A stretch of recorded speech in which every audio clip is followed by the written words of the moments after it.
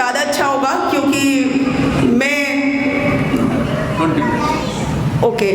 20 minute मुझे मिले हैं और 20 मिनट में मैं अपनी बात को ख़त्म करूँगी।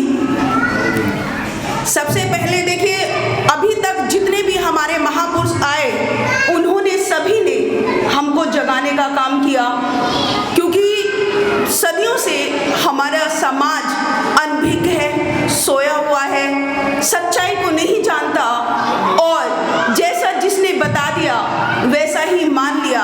तो आज मैं आप लोगों से कहना चाहती हूँ कि आज यहाँ पर जो बातें हो रही हैं, क्योंकि देखिए गाने के माध्यम से भी वो रात दिन प्रचार कर रहे हैं और हम भी भीम ज्ञान चर्चा वाले लोग वो भी जाकर गाँव में लोगों को अवेयर कर रहे हैं। तो मैं आप लोगों से ये कहना चाहती हूँ कि जितने भी यहाँ लोग बैठे हैं वो यही बैठे और हमारी बातों को सुने, क्योंकि सुन लीजिए, कहीं ऐसा तो नहीं कि हम भी कुछ गलत बोल के चले जाएं और आप उस पर विश्वास कर लें। तो इसलिए विश्वास मत कीजिएगा, सोचिए समझिए और तब जाकर मानिए, क्योंकि तथागत बुद्ध कहते हैं कि किसी भी बात को इसलिए मत मान लेना कि वो किताबों में लिखी है या वो किसी महापुरुष ने कही है या वो किसी साधु संत ने कही है, बल्कि यहाँ तक भी तथागत बुद्ध कह गए कि इसलिए भी मत मान लेना कि मैंने कही है। वो किसी भी बात को मानना तभी जब वो आपकी बुद्धि की कसौटी पर खरी उतरे, तब उसको मानना। क्योंकि आज तक जो हमारे समाज से जो महापाप होता आ रहा है वो यही होता रहा है कि हमारे बीच में जो कोई भी आ गया, हमने उनकी सबकी बातों पर यकीन कर लिया। तो हमको सोचना है, समझना है, क्योंकि आज सबके पास किताबें सब लोग पढ़े लिखे हैं और हमारे पास गूगल भी है, तो हम सर्च कर सकते हैं। दूसरी बात, महापुरुष सभी आए, तथागत बुद्ध आए, तथागत बुद्ध ने कहा कि शिक्षा का दीप जलाओ, लेकिन हमारे समाज ने क्या किया कि तेल भर भर के, घी भर भर के दीपक पत्थरों के चरणों में चढ़ा दिए, जला दिए। बाबा साहेब आए, उन्होंने कहा कि मैं तुमको मूर्तियों में नहीं मिलूंगा, मैं तुमको किताबों में मिलूंगा, मुझे संविधान में खोजो। लेकिन बाबा साहेब की बात को भी दरकिनार करते हुए वैसे ही, क्योंकि ब्राह्मणों ने जैसा बोल दिया वैसा ही हमने मान लिया। ऐसी साहेब कबीरदास जी आए, उन्होंने कहा संत कबीर जी ने कि पत्थरों को मत पूजना, पत्थर पूजना पाप है। लेकिन हमने क्या किया, हमने पत्थरों को पूजा, हमने उनकी बात को नहीं माना, क्योंकि संत कबीर जी कहते थे कि अगर पत्थर पूजने से भगवान मिलता तो मैं पहाड़ पूजता।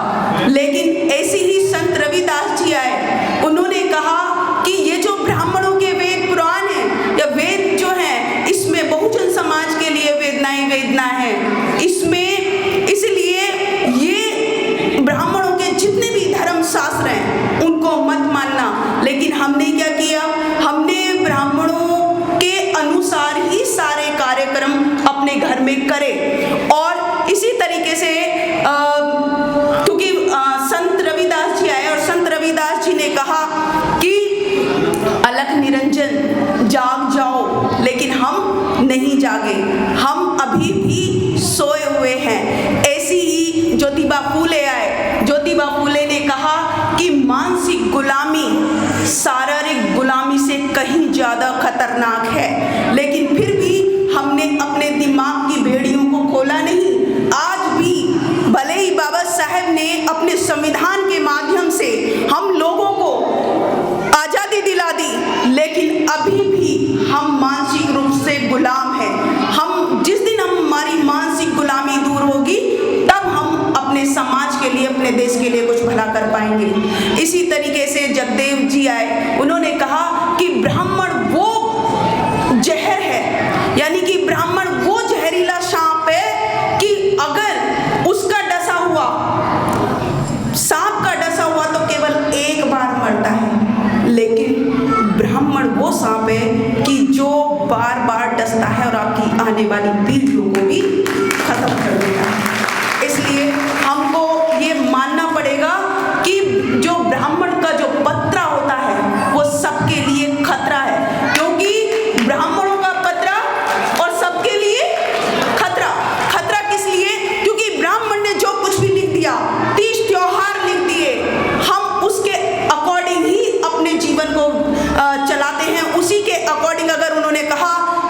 दिवाली इस दिन मनेगी, तो हमने दिवाली उस दिन मनाई। उसने कहा होली इस दिन मनेगी, तो हमने होली उस दिन मनाई।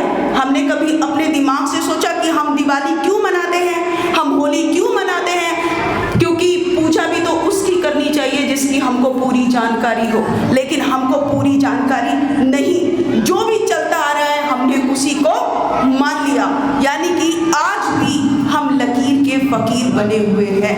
कब तक हम लकीर के फकीर बने रहेंगे? क्योंकि बहुत हजारों साल पहले तो हमारे पूर्वजों को गुलाम बनाकर रखा था, जबरदस्ती की गुलामी थी। लेकिन आज तो जबरदस्ती की गुलामी नहीं, आज तो कोई ब्राह्मण तुमसे जबरदस्ती तुम्हारे पॉकेट से पैसा नहीं निकाल रहा, फिर हम क्यों जा रहे हैं? तो ये सोचने की बात है। इसलिए बाबा साहब ने कहा कि मैं निकाल लाया हूं पिंजरे से, अब दिमाग में से पिंजरा निकालना बाकी है। तो हम लोगों को ये सोचना पड़ेगा। वैसे तो हम सब जानते हैं कि बाबा साहब का हर दिन का एक अलग इतिहास है, हर दिन का। लेकिन दिसंबर के कुछ खास एक डेट पे मैं बात करना चाहूंगी। तो सबसे पहले पूछना चाहूंगी कि बाबा साहब से 3 सवाल है मेरे आप लोगों से, और मैं उन 3 सवालों से आपका आंसर चाहूंगी कि बाबा साहब जो थे वो सबसे ज्यादा पढ़े लिखे थे या नहीं थे? आवाज नहीं आ रही मुझे। बाबा साहब सबसे बड़े विद्वान थे या नहीं? और बाबा साहब से बड़ा हमारा कोई हितैषी हो सकता है? नहीं हो सकता। जितने भी महापुरुष आए वो सब के सब हमारे हितैषी थे। सबने हमारे लिए अपने परिवार तक को कुर्बान कर दिया। यहाँ तक कि बाबा साहब ने तो अपने 4 बच्चों को कुर्बान कर दिया, अपनी पत्नी को कुर्बान कर दिया। किसके लिए? हमारे लिए। लेकिन हम उनकी कुर्बानी को नहीं समझ पाए, हम नहीं समझ पाए। तो मैं आप ही लोगों से पूछना चाहती हूँ कि बाबा साहब जो हमारे लिए कहकर गए, क्या वो गलत कहकर गए? क्या उन्होंने कभी हमारे लिए गलत कहा होगा? नहीं कहा होगा। तो फिर हमने उनकी बात को आज तक क्यों नहीं माना? क्योंकि बाबा साहब हमको 22 प्रतिज्ञाएं देकर गए। 22 प्रतिज्ञाओं में सबसे 3 वाली जो प्रतिज्ञाएं, उनमें हम सब लोग जानते हैं कि अगर 3 प्रतिज्ञाओं का भी हम पालन कर लेते हैं तो हमारा समाज मांगने वाले से देने वाला हो जाएगा और शासन भी हमारा ही होगा। क्योंकि आज तक हम जिन देवी देवताओं को अपना मानकर बैठे हैं, जिन देवी देवताओं से आस लगाकर बैठे हैं, वो कभी हमारा भला नहीं कर सकते। उधर वो कभी हमारा भला नहीं कर सकते, क्योंकि हजारों साल पहले भी देवी देवता थे, 33 करोड़ देवी देवता पहले भी थे। लेकिन क्या किसी को हम पर तरस आया? अभी बहुत दिन की बात नहीं करती, संविधान लागू हुए अभी लगभग 70 साल ही हुए। उससे पहले की अगर मैं बात करूं तो क्या किसी को हम पे तरस आया? आप सब लोग गवाह हो कि आपके दादा परदादा, उनकी स्थिति देख लीजिए, खासकर महिलाएं देख लीजिए। आपकी दादी परदादी कोई पढ़ी लिखी थी या किसी के अच्छे घर थे? नहीं थे। यानी कि कहने के लिए देवी देवताओं की पूजा हम पहले भी कर रहे थे, लेकिन किसी को हम पे तरस नहीं आया। और अगर हमारे बारे में किसी ने सोचा तो वो कौन थे? वो हमारे महापुरुष थे, और सबसे ज्यादा बाबा साहेब अम्बेडकर जी थे। बाबा साहेब जी ने हमारे लिए जितने भी अधिकार दिए, इन सब से हमको वाकिफ होना पड़ेगा, क्योंकि बाबा साहेब से बड़ा कोई देवता हो नहीं सकता। क्योंकि एक छोटी सी कहानी मैं आपको बताती हूँ कि आपसे एक सवाल और पूछ लेती हूँ कि आप अगर अपने घर से एक दिन दूर रहे तो आपके घर में अंधेरा कितने दिन रहेगा? बताइए। यदि आप अपने घर को बंद करके चले जाते हैं और तो आपके घर में अंधेरा कितने दिन रहेगा? मुझे लगता है कि यहाँ पर कोई सुनने में इंटरेस्ट नहीं है, तो यहाँ पर बोलने का कोई फायदा भी मुझे नहीं लग रहा है, क्योंकि कोई भी ध्यान नहीं दे रहा। और महापुरुषों की विचारधारा को फैलाने का काम रोज रोज नहीं होता, ये हमको समझना चाहिए। इसलिए अगर कोई आपके बीच में आया, यही सभ्यता होती है, यही संस्कृति होती है कि हमारी हम समझ नहीं पा रहे। तो किसी को समझ में नहीं आ रहा मेरी बात, या फिर कोई जवाब देना नहीं चाह रहा है? यदि आप अपने घर में से एक दिन आपका घर बंद करके चले जाते हैं तो अंधेरा कितने दिन रहेगा? देखिए, मैं यहाँ पर भाषण देने नहीं आई, बात करने आई। तो मैं बात कर रही हूँ तो आप लोग का भी फर्ज है कि मुझसे बात करें। तो एक दिन यदि आप अपने घर में से 1 महीने दूर रहते हैं तो अंधेरा कितने दिन रहेगा? और यदि हजारों साल तक आप चले जाते हैं कहीं तो अंधेरा कितने दिन रहेगा?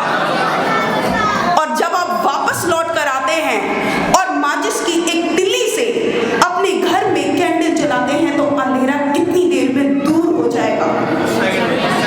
1 सेकंड में। उसी एक माचिस की तिल्ली का नाम है बाबा साहेब अम्बेडकर, जिन्होंने हजारों सालों के अंधेरे को अपने 39 साल के संघर्ष से दूर कर दिया और हमको कहां पहुंचा दिया? जमीन से उठाकर शीश पर पहुंचा दिया। ऐसे बाबा साहेब अम्बेडकर, क्योंकि बाबा साहेब हमारी माँ है, माँ ऐसी कि बाबा साहेब से बड़ी, क्योंकि कहते हैं ना कि अगर औलाद का कोई भला चाहती है तो वो कौन होती है? जिसको कोई लालच नहीं होता। वो सिर्फ क्या करती है? अपने बच्चे को हर तकलीफ से दूर करने की कोशिश करती है, चाहे उसको कितनी भी तकलीफें क्यों ना उठानी पड़े। इसी की एक घटना मैं बाबा साहेब की बताती हूँ कि बाबा साहेब वर्धा, महाराष्ट्र में एक जिला है वर्धा, उसमें बाबा साहेब एक गए, वहाँ पर एक आंदोलन चल रहा था, वहाँ पे गांधी भी था। ये घटना है 20 फरवरी 1929 की। तो बाबा साहेब जब वहाँ गए तो गांधी 1 हफ्ते से वहाँ बैठा था, लेकिन जैसे ही वहाँ के लोगों को ये पता चला कि बाबा साहेब अम्बेडकर जी आ रहे हैं, हम लोग पैसे नहीं है, बस खत्म कर रही हूँ अपनी बात।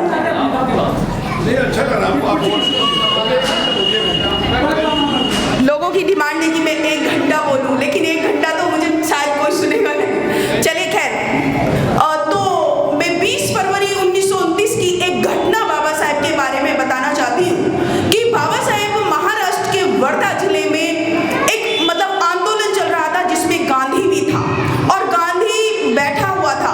तो बाबा साहेब जब वहां पर पहुंचे तो वहां के जितने भी लोग थे, महिलाएं थी, जैसे ही उनको बाबा साहेब का पता चला, बाबा साहेब के स्वागत में महिलाएं दौड़ी दौड़ी आए, सारे लोग दौड़े दौड़े आए, हमारे मसीहा बाबा साहेब आ गए, हमारे मसीहा बाबा साहेब आ गए। और महिलाएं उनका आरत उतारने लगी और गांधी ये सब चीज देख रहा था, क्योंकि गांधी भी वहां था। तो गांधी को ये देखकर बड़ा बुरा लगा कि ये डॉक्टर अम्बेडकर आया, तो इतनी महिलाएं इतना उत्साहित, इतना भव्य स्वागत बाबा साहेब का किया, और मैं तो इनके साथ में 1 हफ्ते से आंदोलन में बैठा हूँ, मेरी तो किसी ने जय जयकार नहीं की। अब जब बाबा साहेब, जब वो पूरी सभा समाप्त हुई, बाबा साहेब ने संबोधित किया और बाबा साहेब ने बता दिया, लेकिन जब सभा समाप्त हुई तो गांधी, क्योंकि बहुत जला भुना बैठा था, गांधी को हजम नहीं हो रही थी कि ऐसा क्यों हुआ, तो उसने डायरेक्ट बाबा साहेब से पूछ लिया कि डॉक्टर अम्बेडकर, मैं भी समाज का हितैषी हूँ, मेरी तो किसी ने जय जयकार नहीं करी और आप भी समाज के हितैषी हो, मैं भी इस समाज का भला चाहता हूँ, आप भी इस समाज का भला चाहते हो, लेकिन आपकी इन्होंने जय जयकार करी, मेरी जय जयकार नहीं करी। तब जानते हैं हमारे मसीहा बाबा साहेब ने क्या कहा? हमारे मसीहा ने कहा कि मिस्टर गांधी, आप इस समाज की दाई हो सकते हो, मैं इस समाज की माँ हूँ। तब गांधी को बड़ा गुस्सा आ गया और उसने कहा कि डॉक्टर अम्बेडकर, जितनी तुम्हारी उम्र है उतने दिन मुझे राजनीति करते हो गए, अब आप मुझे बताएंगे कि मैं क्या हूँ? तब जानते हैं हमारे मसीहा ने क्या कहा? मिस्टर गांधी, मुझसे एज की नहीं, एजुकेशन की बात कीजिए, क्योंकि शिक्षा वो शेरनी का दूध है जो पिएगा वही दहाड़ेगा। इसलिए बाबा साहेब ने कहा शिक्षित बनो, और शिक्षित भी कैसे? जैसे बाबा साहेब थे ऐसे। लेकिन हमारे समाज ने किताबी शिक्षा पढ़ के, यानी कि वो डॉक्टर बन गए, इंजीनियर बदौलत, बाबा साहेब के रहमो कर्मों की वजह से, उनकी कुर्बानियों की वजह से, उनके बलिदान की वजह से, बाबा साहेब के बलिदानों की वजह से वो डॉक्टर, IAS, PCS तो बन सकते हैं, लेकिन अपने आप को आजाद कैसे कराएंगे? अभी उनको लगता है कि वो जो बने हैं उनकी खुद की मेहनत का नतीजा है, लेकिन मैं आपको बता दूं, आप गलतफहमी में मत रहना, क्योंकि बाबा साहेब ने अपने 4 बच्चों की कुर्बानी दी है हमको यहाँ तक पहुँचाने के लिए। ऐसे ही नहीं पहुँच गए आप, क्योंकि पहले भी, बाबा साहेब से पहले भी अगर आप देखें तो बहुत सारे देवी देवता आए, राजा महाराजा आए, लेकिन सब ने हमको गुलाम बनाने का काम किया। और बाबा साहेब वो व्यक्ति हैं जिन्होंने हांडी हटाकर टाई लगवा दी, झाड़ू हटाकर कुर्सी लगवा दी, वो बाबा साहेब। तो बाबा साहेब को जानना और उनको समझना, ये दोनों डिफरेंट है, क्योंकि जय भीम बोलने से कोई जय भीम वाला नहीं हो जाता, कोई अम्बेडकरवादी नहीं हो जाता। बहुत सारे लोगों की गलतफहमी है कि हम बोलते तो हैं जय भीम, हम मनाते तो हैं 14 अप्रैल, लेकिन क्या वो इतिहास को जानते हैं? क्या वो समझते हैं कि क्या इतिहास है हमारा? क्या वो हिंदू कोड बिल को जानते हैं? क्या वो मनुस्मृति को जानते हैं, जो बाबा साहब ने 25 दिसंबर 1927 को आपके हवाले कर दिया? ऐसा काला कानून जिसमें हम लोगों के लिए सिर्फ वेदनाएं भरी थी, शोषण की सभी हदों को पार किया गया था, ऐसे काले कानून को बाबा साहब ने 25 दिसंबर 1927 को आग के हवाले कर दिया। तो जिस दिन बाबा साहब ने उसको आग के हवाले कर दिया, वो दिन हमारा सबसे बड़ा दिन है या नहीं? तो 25 दिसंबर हमारे लिए सबसे बड़ा दिन है कि नहीं? तो आपसे मेरी अपील है, मेरी रिक्वेस्ट है कि आप इस 25 दिसंबर को, जो कि हमारा सबसे बड़ा दिन है, जो कि हमारी आज़ादी का दिन है, जिस दिन बाबा साहेब ने मनुस्मृति को जलाकर भीम युग की शुरुआत की, वही दिन हमारा सबसे बड़ा दिन है। तो मैं आपसे अपील करती हूँ कि अपने घरों में 25 दिसंबर को झालर लगाएं, दिए जलाएं, खुशियाँ मनाएं, पकवान बनाएं और मिठाई बांटें, ताकि लोगों को पता चले कि आज भीम युग की शुरुआत हुई थी आज के दिन। और इसी भीम युग में सैकड़ों इंजीनियर हैं, सैकड़ों IAS है, डॉक्टर है, PCS है, सब है। तो इस चीज को समझ लीजिए, क्योंकि बाबा साहेब के संविधान के आर्टिकल नंबर 46 में जो हमको शिक्षा का अधिकार मिला, यानी कि हमसे तो शिक्षा छीन ली गई थी, लेकिन उसी शिक्षा के बलबूते पर, यानी कि आज संविधान है तो शिक्षा है, शिक्षा है तो नौकरी है, बिजनेस है, और अगर नौकरी बिजनेस है तो पैसे हैं, और पैसे हैं तो अच्छे घर हैं, अच्छे कपड़े हैं। तो ये किसकी बदौलत है?